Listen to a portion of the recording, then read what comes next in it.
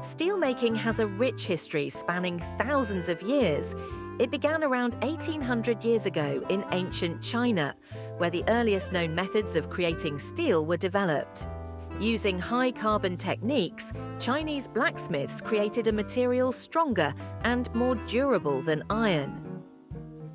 Fast forward to the Middle Ages, steel production spread to other parts of the world. The Damascus steel of the Middle East became legendary for its strength and sharpness, used to craft swords and weapons that were unmatched in quality. However, steelmaking as we know it took a monumental leap in the mid-19th century with the Bessemer process.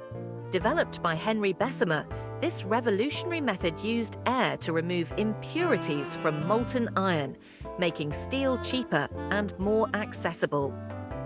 This innovation paved the way for the modern era of steel, transforming industries from construction to transportation. From the Eiffel Tower to towering skyscrapers, steel became the backbone of global development.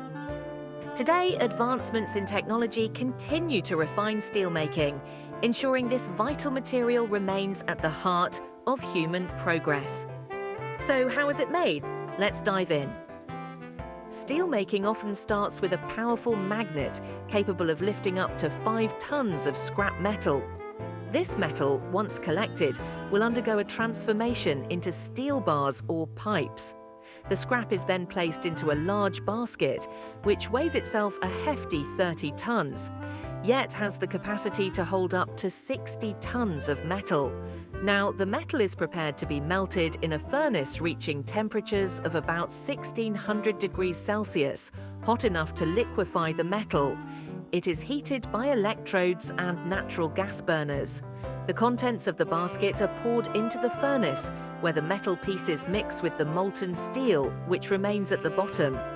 At these extreme temperatures, the 60 tons of metal will liquefy in roughly 1 hour.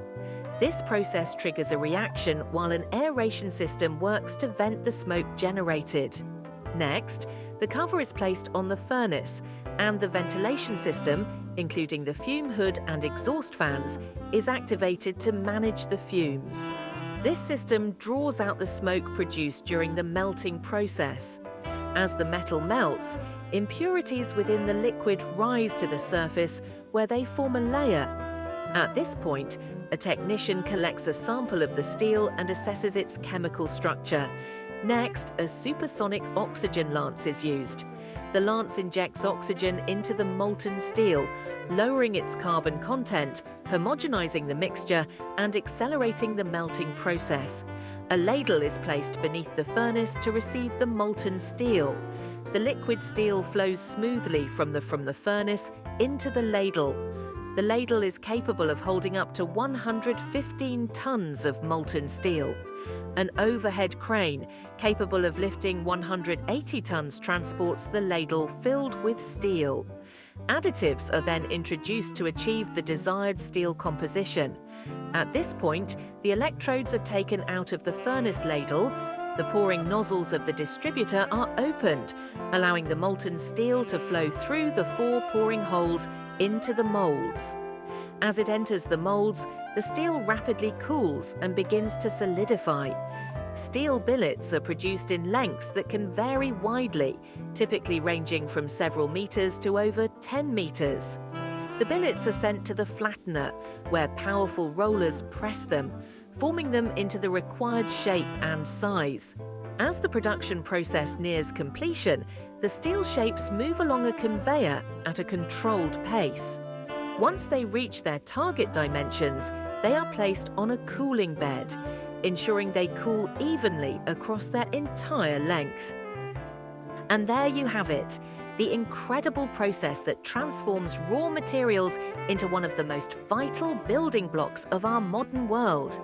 From towering skyscrapers to everyday tools, steel continues to shape how we live, work, and build. Thanks for watching another episode of Behind the Make. We'll see you in the next video.